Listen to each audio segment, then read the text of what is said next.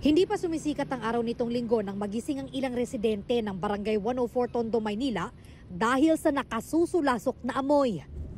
Ayon sa ilang residente, isang grupo ng mga lalaki ang nakita nilang nagsusunog ng tanso sa gilid ng Kapulong Highway. Magigising ka na lang, nangangamoy at tanso na, kala namin nasusunog na yung lugar namin. Hindi mo titigil yan? Gusto mo ipahuli kita sa pulis? Everyday kayo nasusunog yan, ha? Anong pasensya? Itigil mo yan.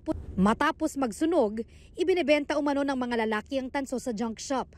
Ayon sa barangay, gabi-gabi silang may nire-respondehang reklamo tungkol sa mga dumarayong grupo ng mga lalaki roon, ang iba, mga menor de edad.